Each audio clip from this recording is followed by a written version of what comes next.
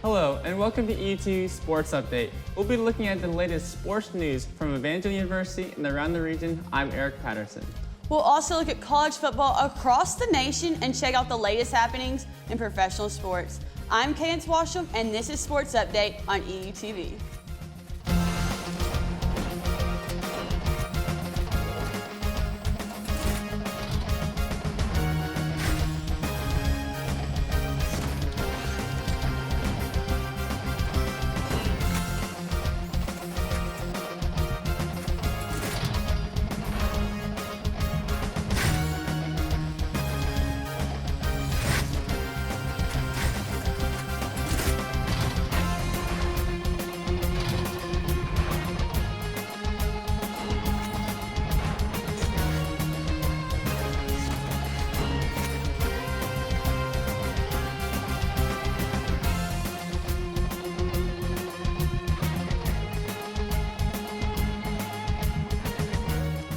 So the World Series is in full swing. Game 3 finished up last night, so we'll have to take a look into that a little later on the show. Yes, and then the football team is on the road against McPherson. So every team's giving them their best shot, so we got to watch out and see how that game goes. Definitely. With a target on their back, the number 12 ranked Evangel Valor traveled to Kansas to face off against the McPherson Bulldogs. For most of the game, it was characterized by punts and turnovers, but Evangel capitalized first, scoring a touchdown following an interception. Valor's quarterback, R.J. Wakely, connected with Paul Summers in the end zone, and later, Jonah Edwards made a field goal, giving Evangel an early 10-0 lead. The second quarter saw an impressive 99-yard touchdown drive by Evangel, culminating in another touchdown, this time with a pass from Wakely to Eric Williams, furthering the lead to 17-0. McPherson tried to mount a comeback when they capitalized on a fumble by the Valor offense, scoring a touchdown to narrow the gap to 17-7 at halftime. The second half witnesses 6 consecutive drives ending in punts, with neither team scoring at all, giving the Valor their 9th win of the season and staying undefeated.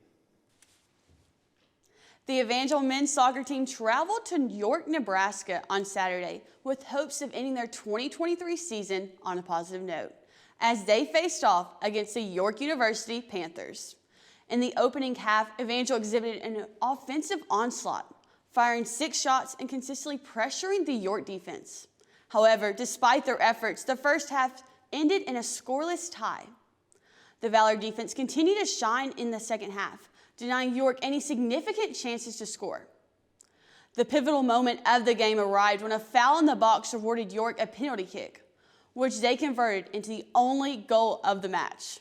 Rims Harnsworth continued to spearhead the offensive efforts for the Valor, but the team was unable to capitalize on any opportunities, resulting in a 1-0 loss in the regular season finale. The Valor women's soccer team journeyed to York, Nebraska, despite facing unfavorable weather conditions, but that did not stop Evangel's effort on the field.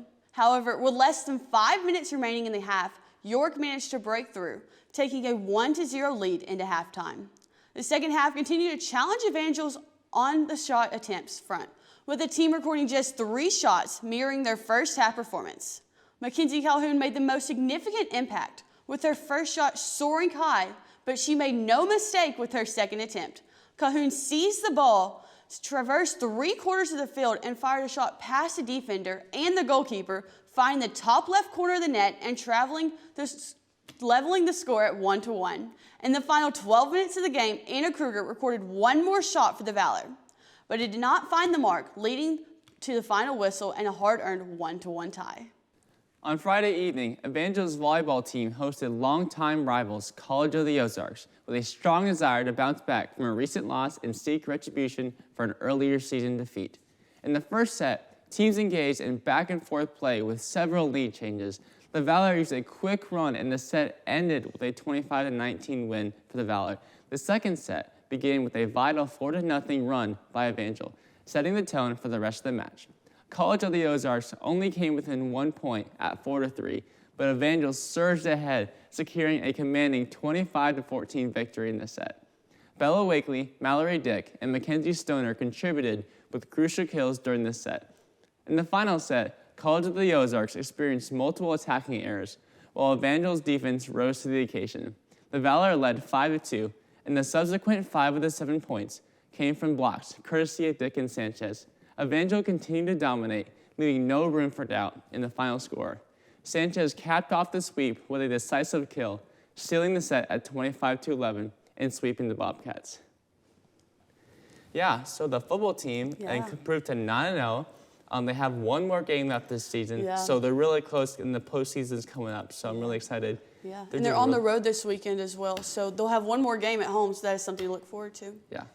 And then soccer season just ended. Men, they had a really hard-fought season. They had a lot of ties overall, probably the most Evangel's ever had. But the women had a really hard-fought game against York University. But, yeah, it was a good, strong season for them. And volleyball, they played College of the Ozarks, which is a really big rival for Evangel. Yeah. And it was really good to see Evangel come on top of that game. They're only 45 minutes away. It's pretty close. Yeah. Coming up, I'll be here with head coach Chuck Hepela to talk about the football season. And later, we'll look at some of the most significant college games from the weekend and see what happened to the Chiefs.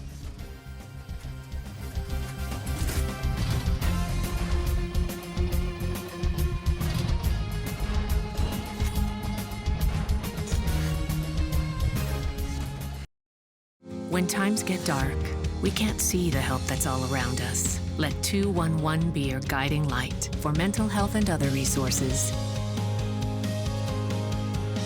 Call 211 or visit 211.org. You're not going to get it all right. Just make sure you nail the big stuff. Like making sure your kids are in the right seat for their age and size. Get it right at nhtsa.gov/the right seat.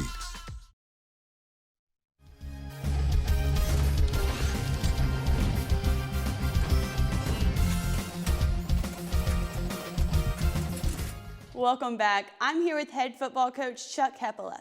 Thank you, Coach, for being with us today. Yeah, I appreciate it. Yeah. So can you tell us a little bit of how you got here at Evangel and started coaching? Well, I mean, I think I've been coaching 30-something years now. This is my 9th year at Evangel, 8th year as the head coach, and honestly, it's just where God orchestrated it for us to be here. And so I'm an Evangel alum. My wife's an Evangel alum. Both my kids went to school here, so it's a perfect place to be. Yeah, definitely.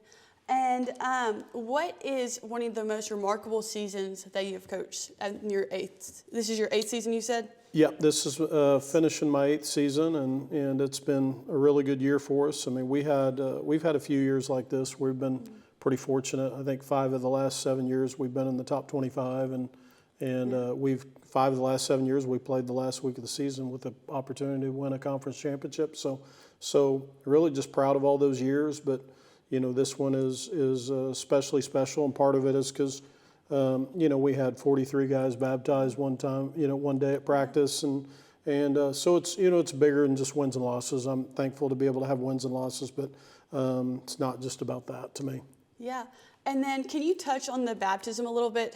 Was that just a practice or? Well, yeah, we did it on a Monday practice, and basically we do a chapel every Monday with our team, and a lot of our players had said, they were saved, but they wanted to be able to get baptized and hadn't been baptized, and and a player came and talked to me about it. In fact, Chris Atterbury came and spoke to me about it, and so we kind of set up a plan, and what better place to be able to do that where really these guys work extremely hard every week, and to be able to confess their faith to Jesus Christ and get baptized there on the practice field. And we actually use the tubs that we use during the fall camp if it gets really hot and those guys need to cool down. So it's really, really cool place for them to do. It's really memorable, and it's one of the things I'll be the most proudest of in my entire career. Yeah, that is definitely something they'll take, especially when they leave the football program. Without question. Yeah. And then we just joined the new KCAC conference. What does this season look like compared to other seasons, especially with us being 9-0 now?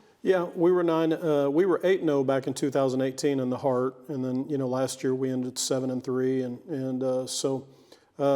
it's obviously a different conference. The facilities are different. We're going to places we've never been before, and so now we've kind of got in a routine now because we stay in the same hotel every time because all these schools are near Wichita, and so we go stay in Wichita.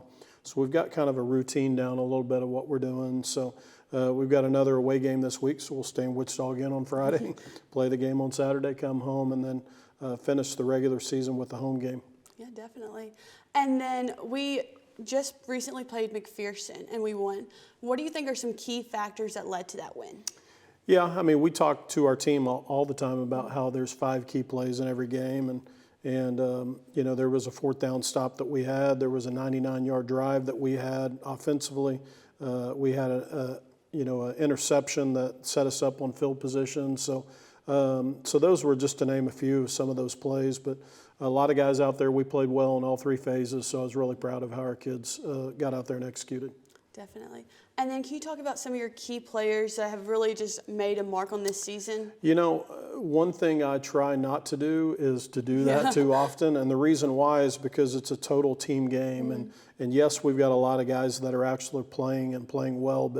But I mean, you could be the greatest quarterback in America, but if you have the right tackle not doing his job, or the left guard not doing his job, or the running back not doing his job, you know, it could be a problem for you. So really, honestly, I'm just proud of our overall effort of our kids and how they've done that. And I know they're not kids, but I call them kids because when you're my age, everybody's a kid to a certain degree when you're coaching them now. So, but these young men have played really super. So really proud of them.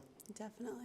And then can you try and describe some of the culture and values that you bring into the football program? Yeah, I mean, the culture of our team, unity is the most important thing that we talk about. Unity as a staff, unity as a team, and that's extremely important to me. And if there's something within our program that's not staying within the unity, then I'm going to get that corrected.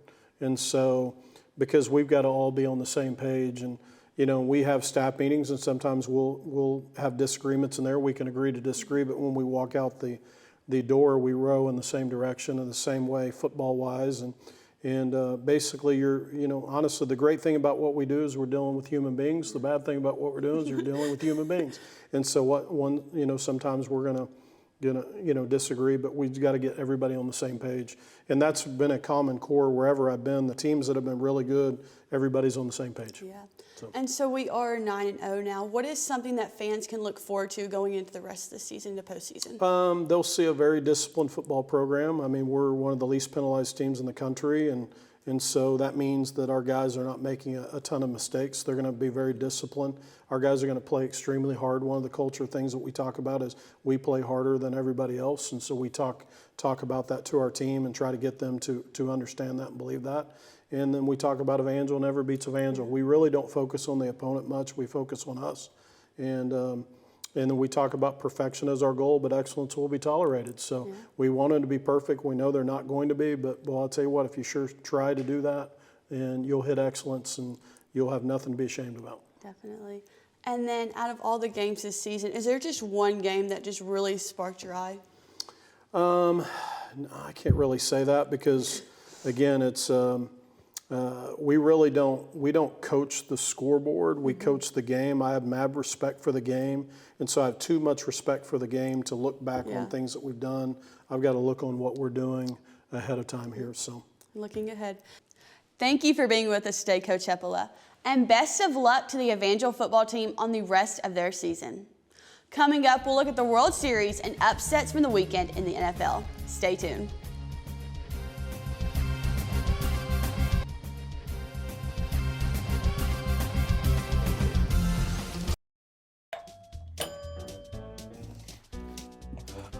What a disaster. You're a disaster.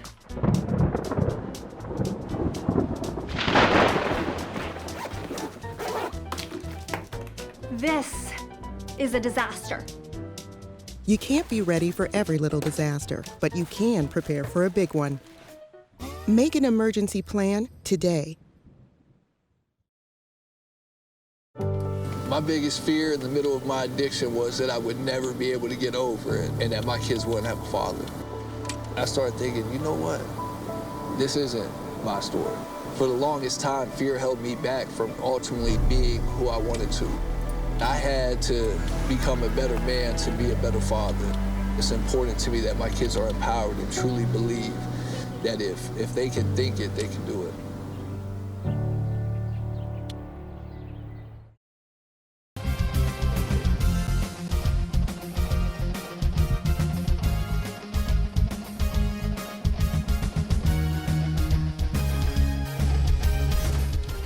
On Sunday afternoon, in freezing temperatures, the Denver Broncos hosted the Kansas City Chiefs at Empower Field in Week 8. With a half foot of snow in the forecast, it looked to be a snow game, but by the game time, the field was cleared off. With the Broncos giving up 70 points to the Dolphins early in the year, the Chiefs were ready for a big day against their defense. However, it was a Denver defense who came up with 3 turnovers in the first half that led to a 14-9 lead at halftime. 2 fumbles and a Mahomes interception was not something that Chiefs' Andy Reid had envisioned. Mahomes did not have a memorable flu game as he failed to throw for one touchdown in the second half as well, and got picked off once again. The final score reflected a convincing win for the Broncos. Mahomes could not come back, and the Chiefs left Colorado with a 24-9 loss. This win for the Broncos snaps a remarkable losing streak of 8 years against the Chiefs, and Mahomes' first loss to the Broncos. The Chiefs dropped to 6-2, setting up a potential game for the 1 seed in the AFC next week in Germany versus the Dolphins. In a low-scoring and often gritty game that kept fans on the edge of their seats, despite facing a challenging matchup, Jets quarterback Zach Wilson showcased promising signs of development as he led the Jets. Wilson's statistics may not have been eye-popping with an average of 6.7 yards per attempt and a less than stellar passer rate, but when it mattered most, he delivered multiple critical plays in crunch time. This performance underscores his growing viability, a marked improvement over his previous outings. Dexter Lawrence, a force to be reckoned with on the field, had a standout game for the Jets, virtually unblockable and consistently penetrating the backfield. Lawrence demonstrated why he's considered among the league's top interior defenders. The Jets' overtime victory provided a gripping and hard-fought contest for fans, underlying the resilience and determination of both New York teams in this inter-city battle. The New York Jets managed to make crucial plays in the closing moments to secure a thrilling 13-10 overtime victory over the New York Giants. The 119th World Series is underway.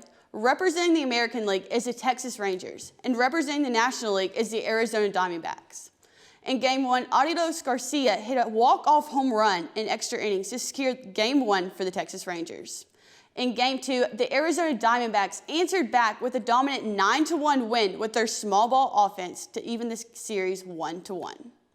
Game 3, which took place on Monday, was a tight game as Max Scherzer left the game early with an apparent injury for the Rangers, but Corey Seager led them with a 2-run home run to take the series lead 2-1 as the Rangers win Game 3, 3-1.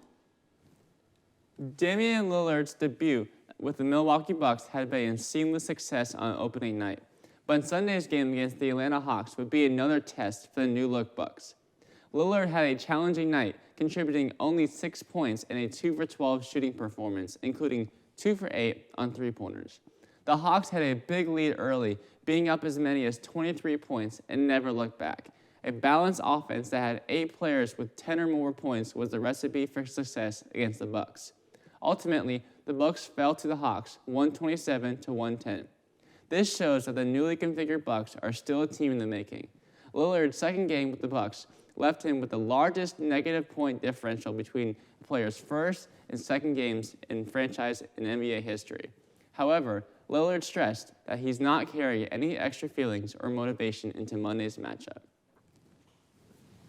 Yeah, so some of the college football games this past weekend, Kansas had a huge upset on the road against Oklahoma. They had not beat them since 1997. Oklahoma was ranked number 6. Yeah, Oklahoma was ranked Kansas 6. was not ranked. That was wild.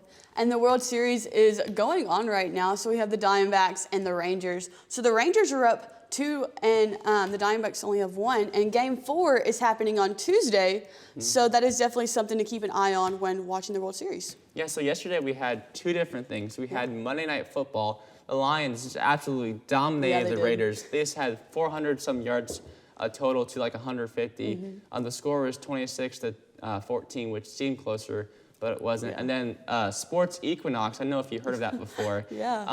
It's something that's only happened 30 times ever, and it's where all professional teams have a game on this day. So it's like a dream for sports fans. Yeah, so there's definitely always something to be watching on sports channels. When we come back, we'll have the EUTV Player of the Week. We'll also have your upcoming Evangel games this week. We'll be right back.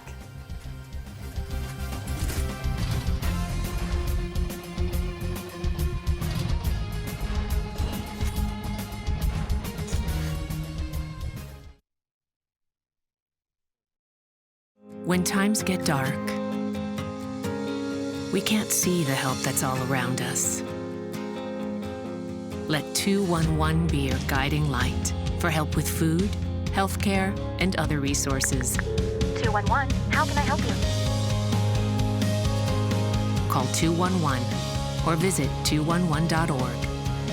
211, get connected, get help.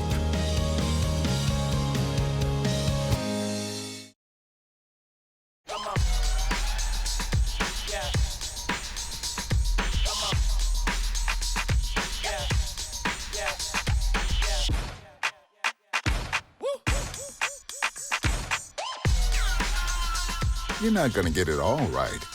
Just make sure you nail the big stuff, like making sure your kids are in the right seat for their age and size. Get it right at nhtsa.gov/the-right seat.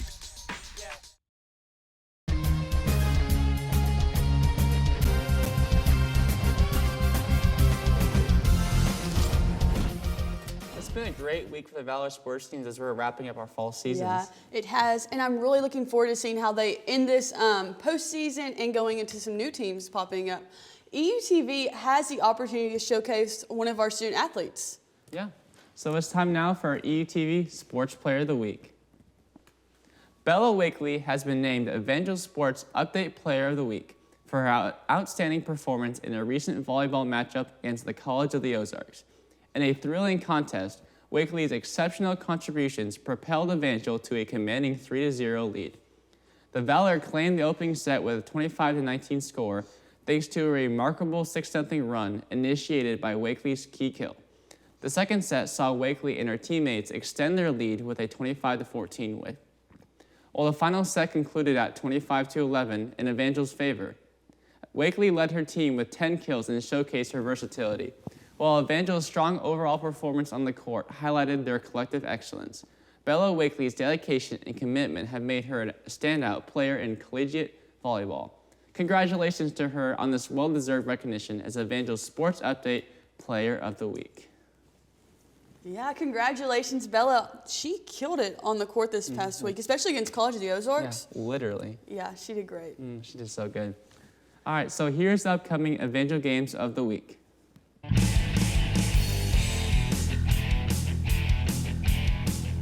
For volleyball, they'll play Wednesday, November 1st at Avila University at 7 p.m. and then also Saturday, November 4th at Kansas Westland at 7 p.m. Football team has a game Saturday, November 4th at Southwestern College at 1 p.m.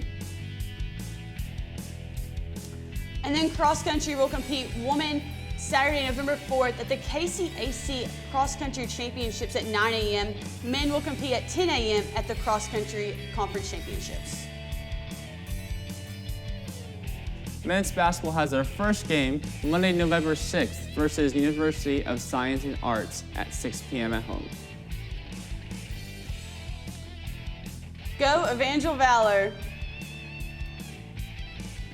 Yeah, so it's really exciting. We have the first men's basketball Yeah. game is coming up, and then we also have the football team on the road. Yeah, I'm looking forward to going to some home basketball games since they're just right here on campus as well.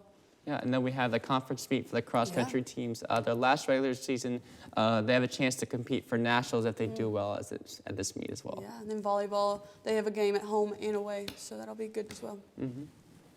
Well, that's all the time today we have for Sports Update. We invite you to check out euvalormedia.com for all the latest Evangel news and media. I'm Cadence Washam. And I'm Eric Patterson. Be sure to join us next week as we bring you the latest in sports news. For more information on Evangel Sports, go to evangelathletics.com. This has been Sports Update on EUTV.